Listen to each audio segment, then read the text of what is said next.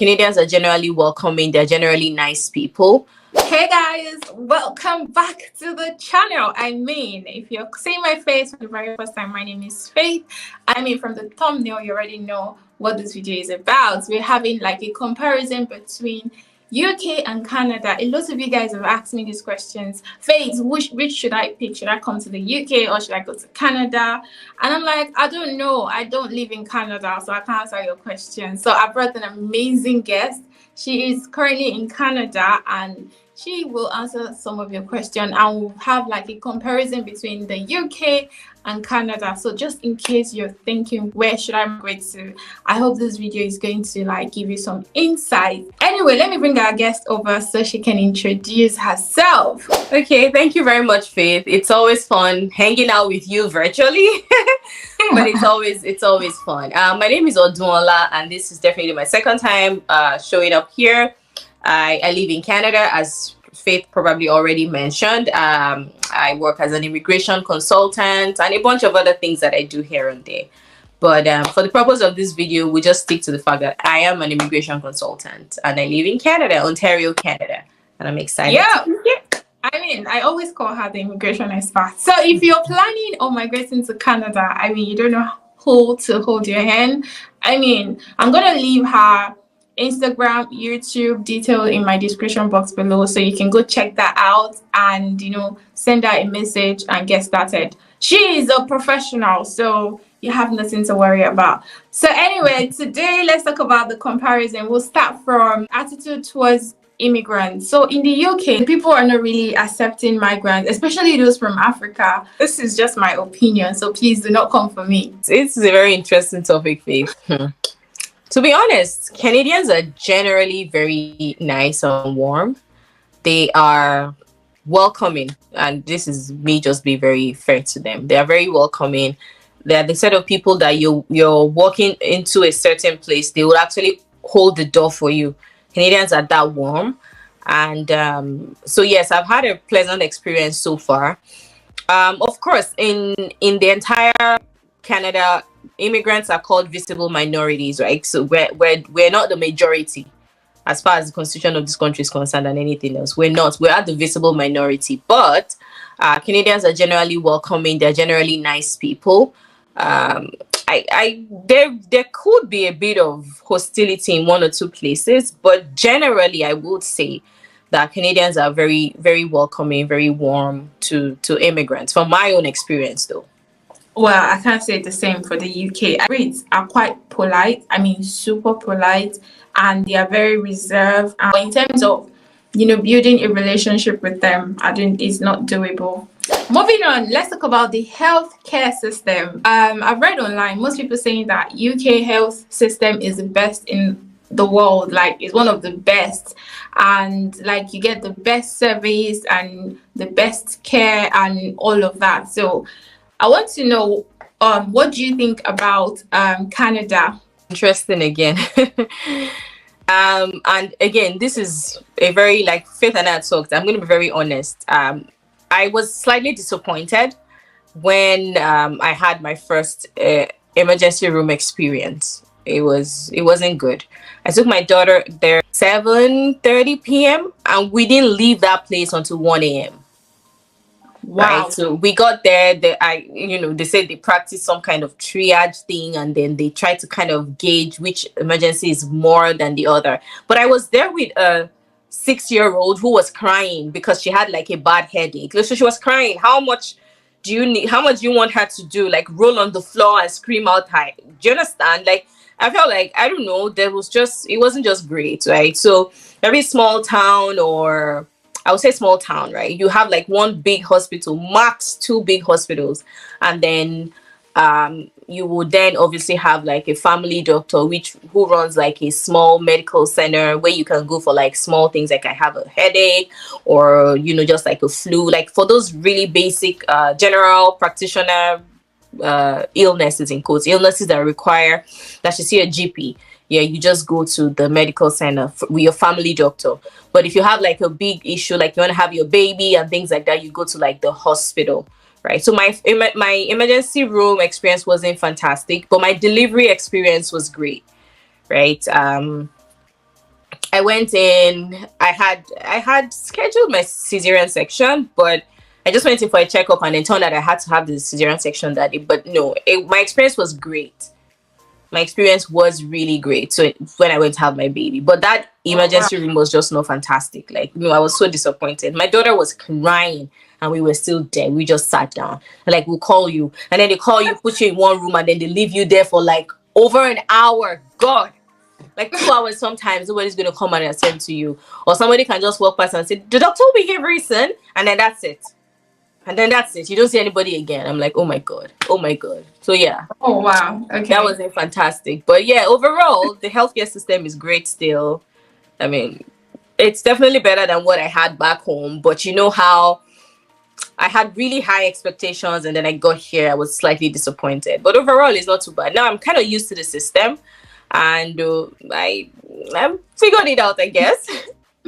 Well, my own personal experience with the NHS here in the UK has been amazing so far. I mean, these people keep chasing me like, Faith, come for your appointment, come for your appointment. Like, Oh once I wow. have a health appointment and I did not go, they will keep calling me on the phone. I'm like, is my health? You guys should leave me alone. I'm not going. And there was a morning I woke up. I couldn't move. I was in serious pain. At the end of the day, we found out it was like an ovulation. I was having ovulation pain. Did you know Wow. that my husband called the NHS telling them I'm not feeling fine? Can she move? Like, she can't really move. Because I couldn't move because the pain was so much.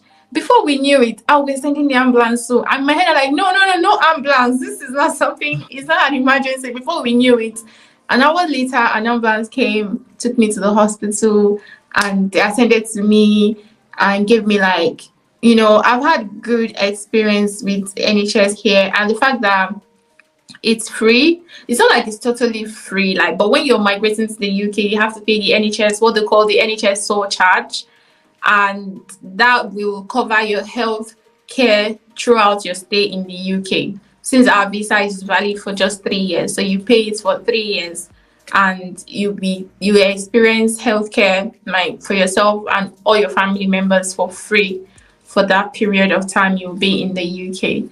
So That's for me, based on interesting. my personal experience, I would say that I've not had any terrible. I would say that it's the best for me, the UK. But I have people that some people feel like it's not the best for them. People have had terrible experiences with the NHS and all of that. But I can't relate because I mean, I'm going to talk about what I've experienced personally. We do have insurance as well, though, provincial health insurance. So like Ah, each province, there's health insurance coverage for you who lives in this province, you're a permanent resident or things like that. Yes, we have health insurance, but it's kind of limited in terms of what it covers. It covers, so for example, for an adult, I go to see my GP, that it covers the consultation, but then I have to buy some drugs. It doesn't cover for my drugs. I have to either buy from my pocket, or if I have work health insurance from work, that then will be able to cover the drugs. So yeah, kind of like that. But for yeah. kids, it mostly covers all of their drugs.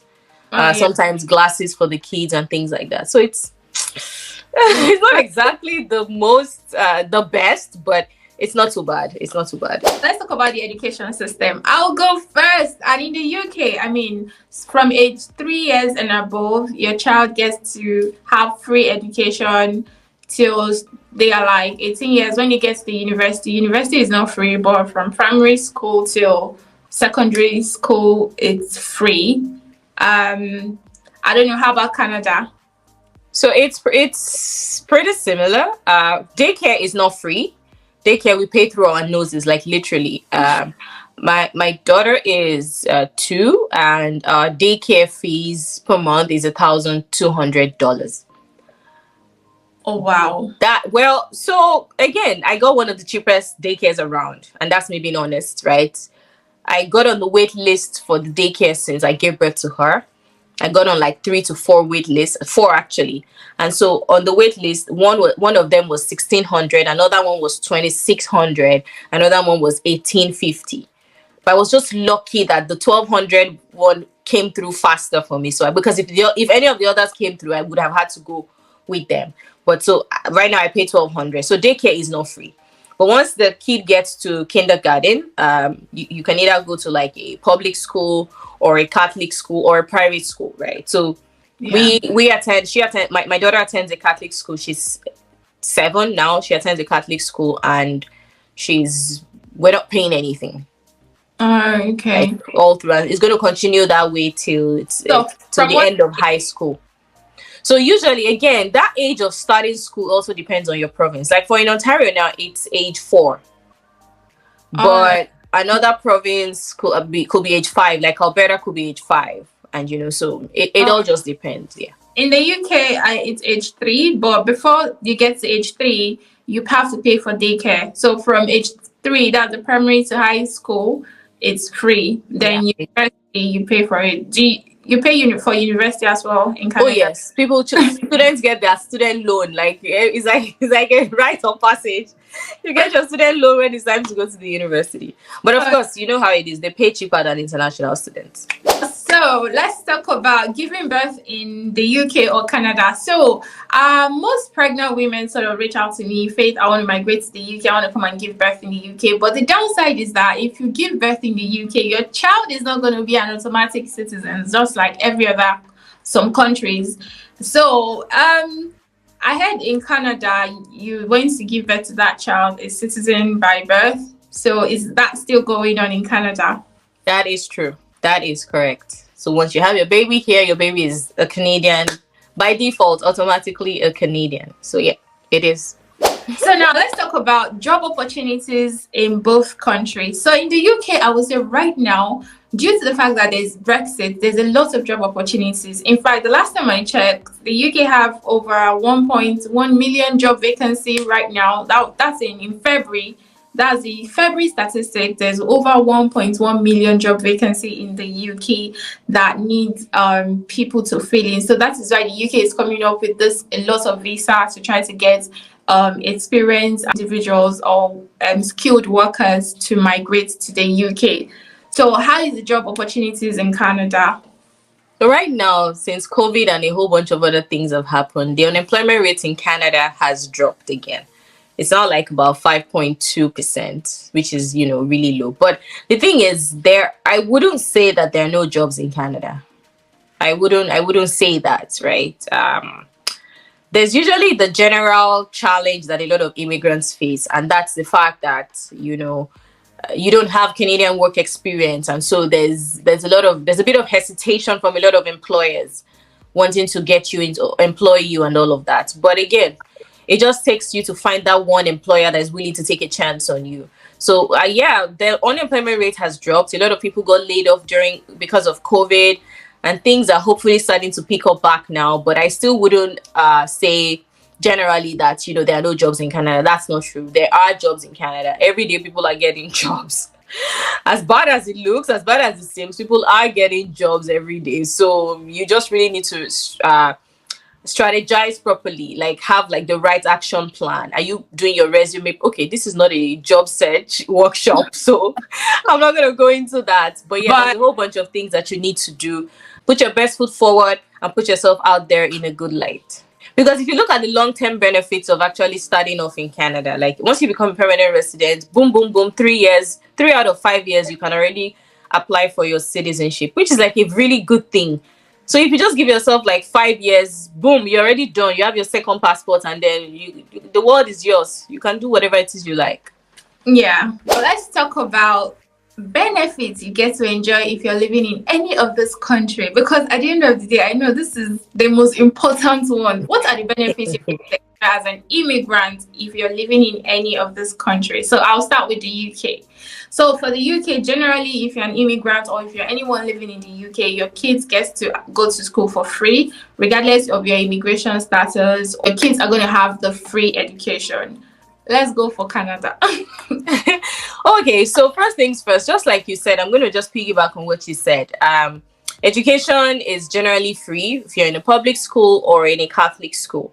It is free. But if you want to take your kid to a private school, then you're going to have to pay through your nose. And I mean that literally, through your nose. But yeah, they're expensive. But I mean, you're the one who knows what you're looking for and why you wanted to go to a private school. So yeah, you're probably already ready to pay. There's also something called the Canada Child Benefit.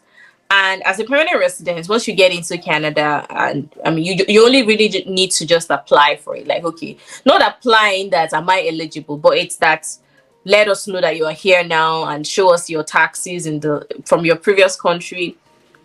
Basically, just let us know that you're here now and that you are eligible for it. So it's called the Canada Child Benefits, and every permanent residents, of course citizen, but we're all entitled to it and we get it. And the good thing is that when you're new in Canada, these things will save you a lot. Like, for example, when I got here, my daughter was just 3 at the time. She wasn't even 3 years or something like that. And so the first child benefits I got, Faith, was over 3K. Wow. I was like, wait a minute, what did I do? Like, I was like, why? But I got it. And then after that, they started to pay me like reasonable amounts of money on a monthly basis. But then as my income grew, my child benefits started to reduce. Another benefit was also childcare subsidy. As a new immigrant, you're not earning a lot yet, but at least you're working. So if you're working and your spouse is also working, then you are entitled to childcare subsidy. So at the time when my first was in daycare, she was obviously 7 at the time. So at that time, we got really good subsidy. So as opposed to paying like 1,450 or thereabouts, we were paying, I don't know, one ridiculous less than $100 in a month. I kid you not. Are you serious? Yes, but right now, Faith, let me. So as our income grew, that just dwindled away, so much so that you get to a certain income bracket, you're no longer eligible for subsidy.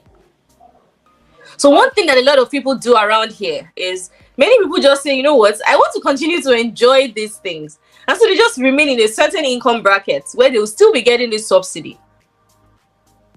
But then that's not the case for me, because as my family income grew, it grew past the threshold, and obviously we were not getting any subsidy anymore, like zero subsidy. Right now, I'm paying all of my childcare bills by myself, and the childcare benefits as well went down. It's so bad now that I only get like $120 in a month. At least you're getting something. In the UK, if you are not a citizen or you do not have your indefinite leave to remain, you do not have access to any child benefits.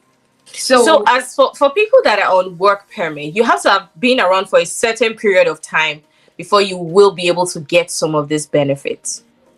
Oh, okay. So yes. It's because you're on PR, so I guess it's the same thing. So that's permanent resident, almost seems like citizen. Yeah, pretty much. So yeah, here you have to have had your ILR, which is called the indefinite leave to remain. I don't know why they keep calling it different names. I don't know. Which is indefinite leave to remain. Once you have that, you cannot access benefits. Aside from that, if you're on work permit, on work visa, the skilled worker visa, I mean, you do not have access to any benefits. I think the systems are kind of wired alike. So, like, for example, the government invests heavily in new immigrants in this country. So many programs to help new immigrants settle. Oh my God. Like, the not-for-profit sector, there's like a whole newcomer settlement sector that is big. That sector is big. The government invests a lot of things in helping newcomers settle, different bridging programs, free programs. They subsidize a lot of trainings just to help people get in. But there's one myth that I really would like to use this opportunity to debunk. So thank you again, Faith, for making me do this. A lot of people, a lot of new immigrants in Canada will come in and say that, or they say they hear, even before they land, they hear that if you take advantage of any government benefits, you'll not be able to invite anybody into the country, you'll not be able to yada, yada, yada. No, you are not. You do not recourse to public funds. Like, it's not like you are a destitute or you are homeless or anything. Like, it's so good that there's even an opportunity for you to get furniture. There's like a furniture bank.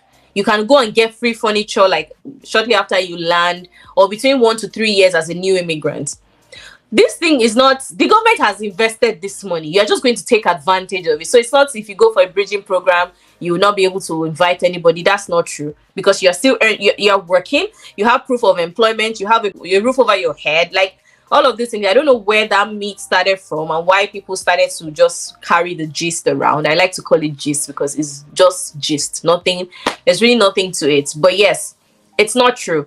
If I were you as a new immigrant in Canada, if you're planning to come into Canada, there are lots of government programs that you can take advantage of free of charge. You pay very little amount of money, you get free certifications, and you'll be able to kickstart your new career. I know a lot of us new immigrants come into Canada and we want to change careers. That's like the most popular thing a lot of people, so they just want to do a career pivot. Take advantage.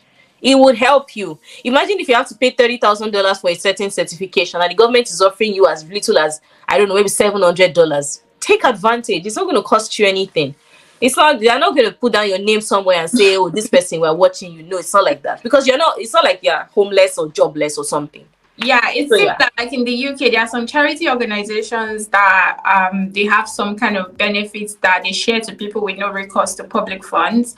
But people are still afraid to take it because of, like, they feel like maybe when it's time for them to get their ILR, it might affect them. But once somebody just assumes something in their head without verifying if it's fact, Exactly. they start spreading it. Before everybody knows.